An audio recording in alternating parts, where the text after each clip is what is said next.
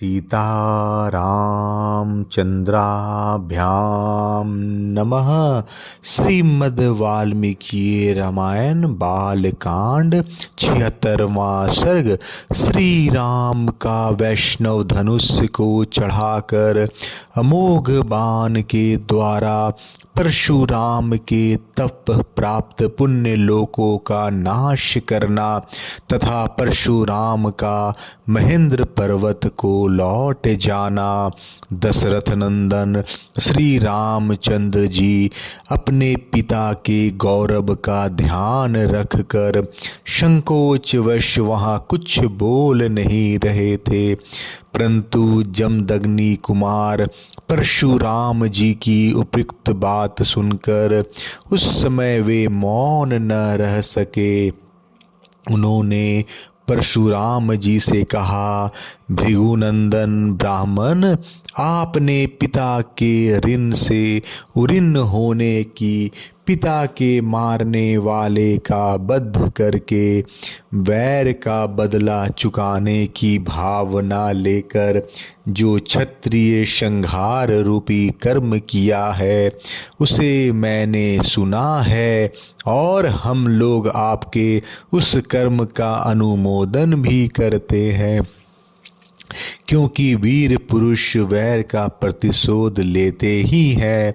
भार्गव, मैं क्षत्रिय धर्म से युक्त हूँ, इसलिए आप ब्राह्मण देवता के समक्ष विनीत रहकर कुछ बोल नहीं रहा हूँ, तो भी आप मुझे पराक्रमहीन और असमर्थ सा मान कर मेरा तिरस्कार कर रहे हैं। अच्छा, अब मेरा तेज और पराक्रम देखिए। ऐसा कहकर शीघ्र पराक्रम करने वाले श्री रामचंद्र जी ने कुपित हो परशुराम जी के हाथ से वह उत्तम धनुष और बाण ले लिया, साथ ही उनसे अपनी वैष्णवी शक्ति को भी वापस ले लिया। उस धनुष को चढ़ाकर श्री राम ने उसकी प्रत्यंचा पर बाण रखा। फिर कुपित होकर उन्होंने जमदग्नि कुमार परशुराम जी से इस प्रकार कहा, भृगुनंदन राम, आप ब्राह्मण होने के नाते मेरे पूज्य हैं तथा विश्वामित्र जी के साथ भी आपका संबंध है। इन सब कारणों से मैं इस प्राण संहारक बाण को आपके शरीर पर नहीं छोड़ सकता। राम, मेरा विचार है कि आपको जो सर्वत्र शीघ्रता पूर्वक आने जाने की शक्ति प्राप्त हुई है उसे, अथवा आपने अपने तपोबल से जिन अनुपम पुण्य लोकों को प्राप्त किया है उन्हीं को नष्ट कर डालूं, क्योंकि अपने पराक्रम से विपक्षी के बल का घमंड को चूर कर देने वाला यह दिव्य वैष्णव बाण जो शत्रुओं की नगरी पर विजय दिलाने वाला है कभी निष्फल नहीं जाता। उस समय उस उत्तम धनुष और बाण को धारण करके खड़े हुए श्री रामचंद्र जी को देखने के लिए संपूर्ण देवता और ऋषि ब्रह्मा जी को आगे करके वहाँ एकत्र हो गए। गंधर्व, अप्सराएं, सिद्ध, चारण, किन्नर, यक्ष, राक्षस और नाग भी उस अत्यंत अद्भुत दृश्य को देखने के लिए वहां आ पहुँचे। जब श्री रामचंद्र जी ने वह श्रेष्ठ धनुष हाथ में ले लिया उस समय सब लोग आश्चर्य से जड़वत हो गए।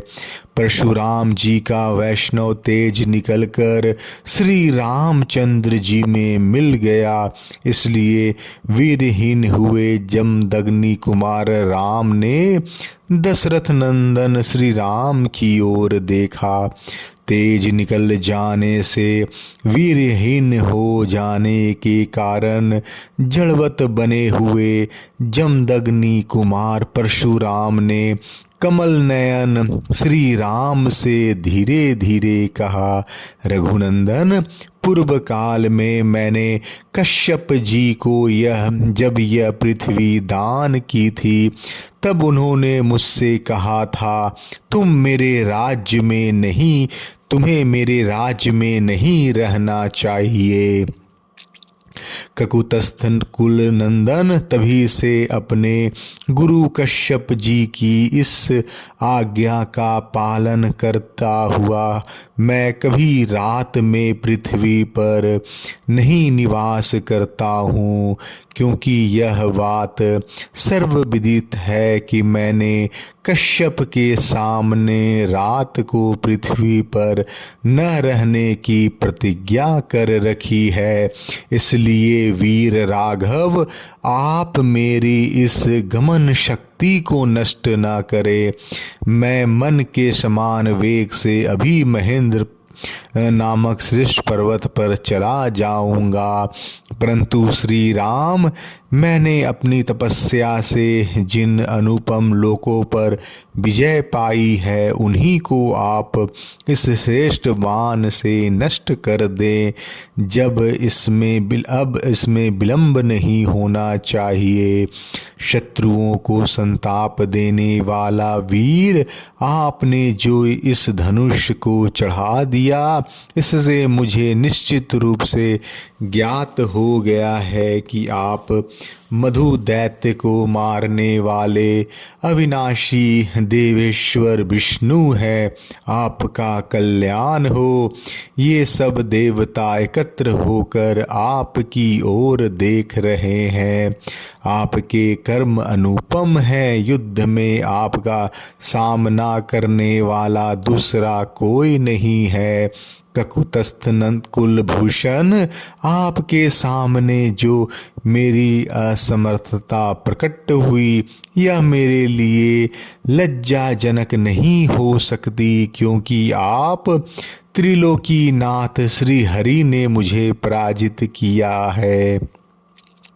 उत्तम व्रत का पालन करने वाले श्री राम, अब आप अपना अनुपम बाण छोड़िए। इसके छूटने के बाद ही मैं श्रेष्ठ महेंद्र पर्वत पर जाऊंगा।